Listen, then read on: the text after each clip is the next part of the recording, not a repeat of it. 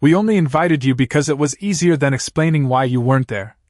My mom laughed, pointing to my seat wedged between the bathroom door and the trash can. I set my napkin down and left without a word. 2 weeks later, their vacation property transfer failed. The tax prepayment reversed. And my attorney filed the first of 3 letters. By the time they opened the second, it was already too late to negotiate. It started with a sentence that will echo in my head forever. We only invited you because it was easier than explaining why you weren't there. My mother delivered this gem with a casual little laugh, like she was sharing some harmless inside joke. But no one around the elegantly decorated table joined in her amusement. My father just kept methodically cutting his steak, acting like he hadn't heard a thing. My sister looked at me from across the table, her eyes flicking nervously to the wine glass I'd just picked up, but she remained silent. Nate, her husband, gave me a small, apologetic shrug that said more than any words could have. This was their big celebration, my parents' 10th anniversary. Not a marriage anniversary, technically, but one of those arbitrary relationship milestones that people who are still desperately in love make a big deal about. I'd thought it was a bit much when I first heard they were throwing a formal dinner party for it, but I'd kept that opinion to myself. What I hadn't kept to myself was my flat refusal to pay for their elaborate celebration. 3 weeks before the party, my mother had called with that tone she uses when she's about to ask for something unreasonable but wants to frame it as perfectly logical. I just assumed you'd be covering at least a third of the costs, she'd said sweetly. Since we're family, after all. I'd reminded her, with barely concealed frustration, that I had already paid for their 30th wedding anniversary celebration the year before. The entire cost, venue, catering, drinks, live band, professional photography, everything. I'd literally taken out a personal loan to make that night happen, stretching my finances thin for months afterward. And there hadn't been a single thank you afterward. Not one. Apparently, this time around, not automatically opening my wallet was disrespectful and selfish. I still went to the anniversary dinner, mostly for my sister's sake. She and Nate have always been good to me, never getting sucked into the weird psychological power games my parents love to play. Nate had once told me privately that he thought my mom treated me like the family's personal ATM, and he wasn't wrong. But nothing could have prepared me for the seating arrangement. Everyone else was positioned at beautiful white draped tables under twinkling string lights in this gorgeous outdoor venue my parents had rented. Each place setting had elegant name cards and tiny bottles of champagne tied with ribbon. My name card was sitting alone on a small, wobbly folding table wedged between the bathroom entrance and the industrial-sized trash bin. The catering staff kept brushing past me like I was part of the furniture, their trays of appetizers and champagne flutes creating a constant parade of interruption. I held it together for about an hour. I nodded politely when people made awkward small talk. I smiled when someone cracked a joke I couldn't quite hear over the clatter of dishes being cleared. I even laughed along when my aunt made some comment about the interesting seating arrangements. Then my mother made that comment about only inviting me to avoid explanations, and something inside me snapped with crystalline clarity. I took one last sip of wine, carefully folded my napkin, placed it beside my barely touched plate, and stood up. I didn't say a word to anyone, no dramatic speeches, no tearful confrontations, no explanations. I simply pushed my chair back and walked out into the night. I didn't even take the little decorative champagne bottle. I sat in my car in the parking lot for maybe 20 minutes before I trusted myself to drive. The hollow feeling in my chest was slowly transforming into something much heavier and more dangerous. Not sadness, not even traditional anger, just a cold, calculated decision crystallizing in my mind. 2 weeks later, the transfer of ownership for their beloved lake cottage was officially denied. The property was still legally registered in my name, something they had desperately begged me to agree to during a complicated tax situation the year before. They'd painted it as a temporary favor, just some paperwork gymnastics to help them navigate a messy financial situation with the IRS. No risk, no liability, they promised. We'll transfer it right back once this blows over. Well, when the time came to reverse that paperwork and transfer the property back to them, I decided not to sign the documents. That same week, I canceled their tax advance payment. They had used my financial information and signature to boost their application the year before, technically legal, but now I was formally withdrawing my consent for them to use any of my information for their financial dealings. Then my attorney sent the first letter. It was professional and direct, basically stating that I was ending my involvement in all of their financial matters and would be pursuing reimbursement for the money I had spent on their previous anniversary celebration. The amount they owed me, with interest and associated costs, came to exactly $11,000. The silence that followed was almost comical. First came the confused phone calls. My dad, pretending he didn't understand what was happening, acting like I'd accidentally sent some legal document meant for someone else. Then my mom, deploying her full arsenal of emotional manipulation, the hurt tone, the disappointed sighs, the classic. How could you do this to your own parents? I didn't answer a single call. 5 days later, they received the second letter. This one wasn't as polite. It laid out my legal claim in exhaustive detail: names, dates, transaction records, receipts, bank statements. By the time they opened that envelope, there was nothing left to negotiate. 3 days after the second letter arrived, my phone started ringing nonstop. Unknown numbers, my dad's cell phone, my mom's landline, even my Aunt Susan called twice from across the country. I ignored every single call, even though I was sitting at home with my phone right beside me. Then came the emails, and the tone shifted dramatically. No more confusion or guilt-tripping. Just pure, desperate begging. My mom sent the first one. Brian, please. We can't deal with this right now. It's an incredibly stressful time for us. Just come over and let's talk this through like adults. My dad followed a few hours later with something shorter. We'll return the money. Don't escalate this any further, please. That was the first time in my entire life they had ever offered to pay me back for anything. Of course, it wasn't really about the money, it was about their reputation. If word got out that they were being legally pursued by their own son over financial mismanagement, it would completely destroy the carefully crafted image they'd spent decades building. Two generous, loving parents who would do anything for their children. They lived for that illusion, and they'd do anything to protect it. They agreed to pay the full amount to avoid going to court. My lawyer drafted a formal repayment agreement, and they signed it without argument. The problem was, they didn't actually have $11,000 sitting around. I knew they didn't, but they swore they would get the money to me within the month. Turns out, they borrowed it from my sister. I didn't discover this until 3 weeks later, when she called me on a Sunday morning, her voice tight with stress. So they gave you the money? She asked without preamble. Yeah, why? Because I'm still waiting for them to pay me back. They had told her it was for a short-term emergency, something about an urgent home repair that couldn't be delayed. She believed them and handed over her family's entire emergency fund, money that was earmarked for their son's medical procedure that wasn't covered by insurance. Nothing life-threatening, but important for his development. Now that money was gone, sitting in my bank account, and she was stuck. A month passed with no repayment and no contact. My parents had essentially gone underground, no holiday check-ins, no random texts, no family updates. It was like they'd disappeared from both of our lives entirely. My sister was too polite to demand her money back directly, hoping they were quietly figuring out how to make things right. What they were actually doing, I later discovered, was borrowing from Peter to pay Paul, maxing out credit cards, taking sketchy personal loans, even using one of those predatory short-term lending apps with insane interest rates. Then they showed up at my apartment unannounced.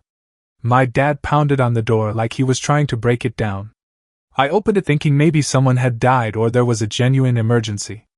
Instead, he stood there with that same desperate expression he used to get when he needed me to fix something he'd screwed up. My mom was behind him, wearing sunglasses even though it was cloudy outside. They didn't even try to sugarcoat their request. They needed help, again. The predatory loan they'd taken to repay my sister had ballooned with crushing interest rates. What started as $11,000 had somehow mushroomed to $14,000 in just 1 month, and they had no way to pay it back. They needed me to cover it. Not lend, cover. Their credit was completely destroyed, and they were out of options. I wanted to slam the door in their faces. Every fiber of my being screamed at me to walk away and let them deal with the consequences of their own financial recklessness. But despite everything, despite every nasty comment, every guilt trip, every manipulation, every humiliation, they were still my parents. And I was exhausted by the thought of this drama spreading through our family like toxic mold, poisoning every relationship and gathering for years to come. So I paid it. $14,000 gone in one electronic transfer. My entire savings account, the down payment I'd been carefully building for my own apartment, vanished in an instant. I didn't cry or scream or have a dramatic breakdown. I just stared at the bank confirmation email on my phone screen and sat in my kitchen chair for a very long time, processing what had just happened. It's a terrible thing, having selfish parents. It's even worse when you're always the one who has to clean up after them. After I transferred that $14,000, they left my apartment like they just completed some routine errand. No heartfelt thank you, no genuine apology, just a quiet, "We'll make this right," from my dad, which meant absolutely nothing coming from him at that point. I watched them walk down my hallway like they hadn't just set fire to the last bit of trust one had left for them. For several weeks afterward, nothing happened. No calls, no texts, just deafening silence. My sister was the one who tried to repair the damage, she always does. A week after I'd paid off their latest mess, she called to say she was organizing a small family dinner. Not one of those forced holiday obligations, but an intimate gathering where maybe we could clear the air and start healing. She sounded exhausted. Nate had been picking up extra shifts at work, and they'd had to postpone their son's dental surgery because the money they'd given my parents was supposed to cover part of that procedure. I didn't want to go, but I owed her. Not just for being the only rational person in our entire family, but for not having a complete meltdown when she found out I'd had to clean up a second financial disaster right after solving hers. The dinner was at their house. Nate grilled burgers outside while their son ran around the backyard with a foam sword, swinging it like a tiny warrior. A few cousins came, plus an aunt, and even my mom's older sister who had flown in from out of state. My parents arrived fashionably late, because of course they did. Then something happened that I genuinely never expected. My mom stood up in front of everyone and said she had something important to say. She didn't look at me, didn't look at my sister either, but she started speaking in a voice that was unusually serious and clear. She said they had made serious mistakes. That they had taken advantage of their children financially and emotionally, and that they owed both of us much more than money, they owed us respect and accountability. Then she turned to address the entire group. "It's not easy admitting when you've been completely wrong, but we've hurt the people who have done the most for us, and that stops now." My dad didn't say much beyond nodding along, but that was probably all he could manage without completely breaking down. People actually applauded. It was the strangest moment I'd ever experienced, everyone clapping for these two people who just weeks earlier had nearly destroyed our family's financial stability, and were trying to sweep it all under the rug. But I guess people love a good redemption story. My mom even cried a little, saying she was grateful to have children like us who still stood by them despite everything. I smiled, took a sip of my soda, and made polite conversation with relatives. On the surface, it looked like a perfect, neat resolution to our family drama. But behind that forced smile, I was acutely aware that I was still $14,000 behind on the apartment I'd been saving for, and I knew with absolute certainty that I would never see that money again. My sister hugged me before I left, and whispered that she was going to try to get her money back soon too. I didn't say anything because we both knew exactly how that was going to turn out. So yes, family relationships improved. People started talking again. Holiday gatherings felt less like navigating through a minefield. On the surface, it looked like we'd achieved that happy ending everyone wanted. But every time I walked into my cramped rental and saw the cracked kitchen tile I couldn't afford to fix, or felt the draft from the window I wasn't allowed to replace, I was reminded of exactly what it had cost me to purchase that family piece. Things did calm down after that dinner, like storm clouds rolling away after devastating everything in their path. My parents slipped back into this strange version of normal behavior, calling occasionally to ask about work, sending blurry photos of sunsets from the lake cottage they technically no longer owned. For a while, it felt almost peaceful. But underneath that calm surface, nothing fundamental had actually changed. I knew it, and my sister knew it too. We just had this unspoken agreement to stay vigilant. Then she called me late on a Wednesday night with news that confirmed our worst fears. Mom and Dad had asked to borrow her car. Not for a few errands or a weekend trip, they wanted it indefinitely. Until things stabilize. That's exactly how they'd phrased it, like the car was some kind of life raft, and they were drowning passengers clinging to it. Her voice was tight with frustration. She felt completely cornered. They'd shown up at her house, played with their grandson for 20 minutes to soften her up, then dropped the request like it was perfectly reasonable. They didn't offer to pay for gas or insurance. They didn't say when they'd return it. They just acted like borrowing someone's primary vehicle indefinitely made complete sense. And she'd said yes, not because she wanted to, but because she knew what would happen if she refused. The sulking, the guilt trips, the subtle comments to other relatives about how some people just aren't generous when family needs help. So now she was stuck driving Nate to and from work every day with a toddler in the back seat, using their old pickup truck that got roughly 10 miles to the gallon and had a broken air conditioner. She was furious, but more than that, she was tired. She started avoiding our parents completely, not answering calls, ignoring texts, just waiting for the day they'd return her car and knowing that day probably wasn't coming anytime soon. 3 days later, my dad called me with that casual tone he uses when he's about to ask for something outrageous. "Our property taxes are due, and we're running a little short," he said, like we'd been splitting bills our entire adult lives. "Not by much, just about $600. We'll get it right back to you, of course." I told him I couldn't help this time. That was the first time in my life I'd said no to them directly, without explanations or excuses. He paused for exactly 3 seconds, then just said, "All right," and hung up. The next morning, I got a text from my cousin Mark. "Hey man, everything okay? Your mom said you're going through something." Going through something? That's how she'd spun my refusal to be used, like my newfound boundaries were symptoms of some emotional breakdown I was having.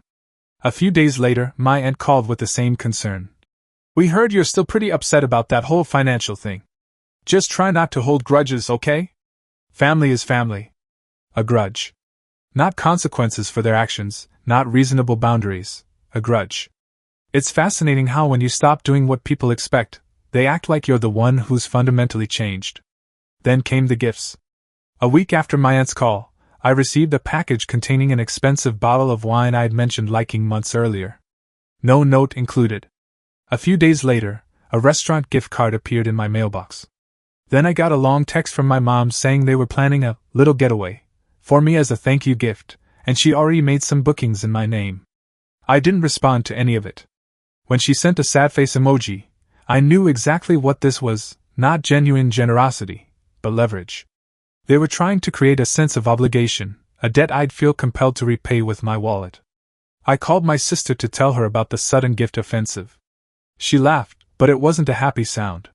She told me they'd finally returned her car without any warning, just left it in her driveway with the gas tank completely empty and a fresh scrape on the front bumper.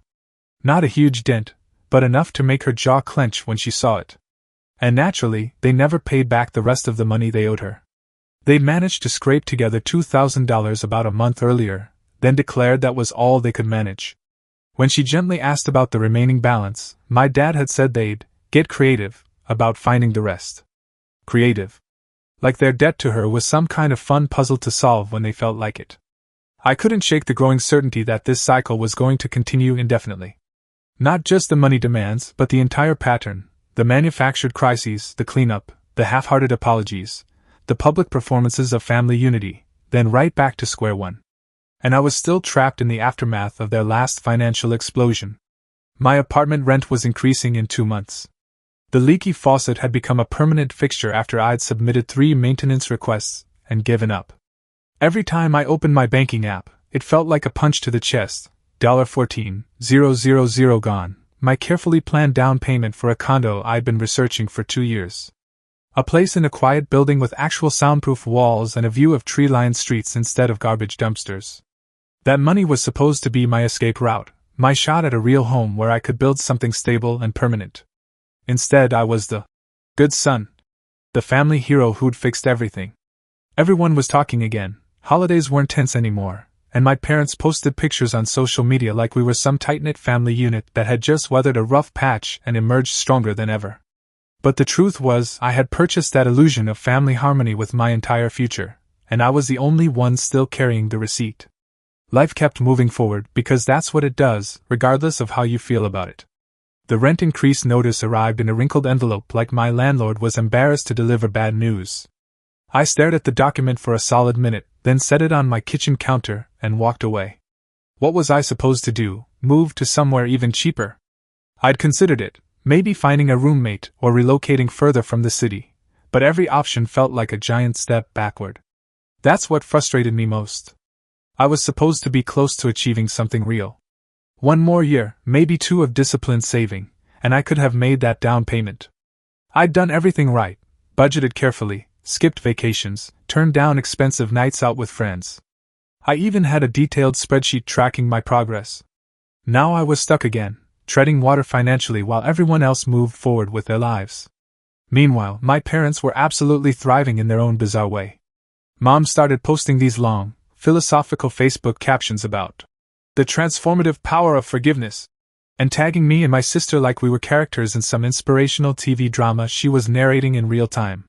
Dad retreated into his usual post-crisis silence, which is what he always does after getting what he wants. No calls, no texts, just polite indifference wrapped in emotional distance.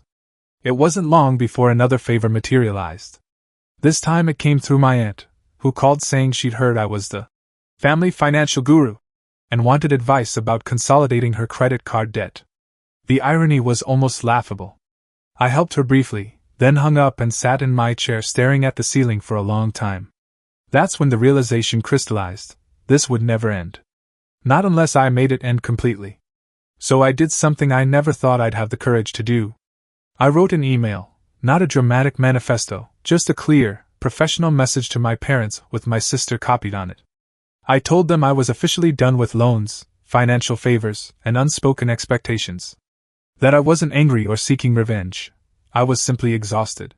Moving forward, I would still be their son and love them as family, but I would no longer serve as their financial safety net under any circumstances. No more money, no more emergency interventions, no more cleaning up their messes. I hit send and waited for the inevitable reaction. Nothing happened for 2 days. Then my mom called. I didn't pick up. She sent a text asking if we could talk. I didn't respond to that either. A week went by in blessed silence. Then my sister called to report that Dad had been asking her what my problem was. She told him to figure it out himself, which made me proud of her growing backbone. Then came the message that stopped me cold. My dad sent a short, carefully worded email. He said he respected my decision, that he understood where I was coming from, and that he hoped one day I'd see things differently. I read it twice, and it made me angrier than all the yelling, guilt-tripping, and emotional manipulation that had come before. Because he still didn't get it. None of it was about whether he respected my choice. It was about the fact that I'd never been given a real choice in the first place. I'd been assigned the role of family financial backup from the moment I started earning decent money, and everyone just expected me to accept it without question or complaint. A few days later, Mom sent a group message saying she was planning another family celebration in a few months. Some weird combination of birthdays and anniversaries rolled into one event. She said she hoped we'd all come together and start fresh. Start fresh. Like there hadn't been a complete financial wildfire just 3 months earlier. Like nobody's life savings had been drained to prevent their little kingdom from crumbling into dust. I didn't respond, but I also didn't delete the message, because part of me still wanted to believe that someday the apology might come without strings attached.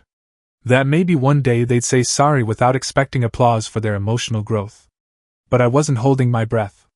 The celebration happened anyway, because my mother doesn't abandon an idea once it takes root in her mind, especially if it involves coordinated decorations and professional photography. She sent digital invitations, created a group chat titled Family Reset, and hired a photographer who usually did maternity shoots. Everyone was invited: cousins, family, friends, neighbors, even the priest from the church they'd stopped attending a decade ago. I went, though I'm still not entirely sure why. Maybe because I didn't want to be the person who stayed home out of spite. Maybe because my sister asked me to, and she was working harder than anyone to keep our family stitched together despite everything. It was held at a rented community center just outside town. Balloons, buffet tables, someone's Spotify playlist streaming through a rented sound system. My parents positioned themselves at the entrance like cruise ship directors, hugging everyone who walked in and smiling like this was the life they'd earned through hard work and sacrifice. No mention of the year's financial chaos. No acknowledgement of the money that had changed hands. Not to me, not to my sister, not to anyone. But then something unexpected happened. Toward the end of the evening, right before the cake-cutting ceremony, my mom grabbed the microphone. People groaned good-naturedly, joking about another speech, but she waved them off with a laugh. This will be short, she promised. She looked around the room and said she wanted to talk about gratitude and growth. Then she said something that genuinely shocked me. They had made serious mistakes over the past year, leaned on their children too heavily, taken important relationships for granted, and hurt the people who mattered most to them. She looked directly at me and my sister and said she wasn't asking for forgiveness, just trying to say thank you publicly. People applauded again, because that's what people do at these events. My sister looked over at me with this expression of mixed disbelief and cautious relief. Nate actually muttered "damn" under his breath. I'll admit something in me softened slightly. Not because I thought it fundamentally changed our dynamic, but because it was the first time they'd acknowledged their behavior publicly, in front of people they usually tried to impress. No spin, no excuses, just a straightforward admission in front of a room full of witnesses. After the party, people kept approaching me to pat my back and say things like, "It takes a big person to keep a family together."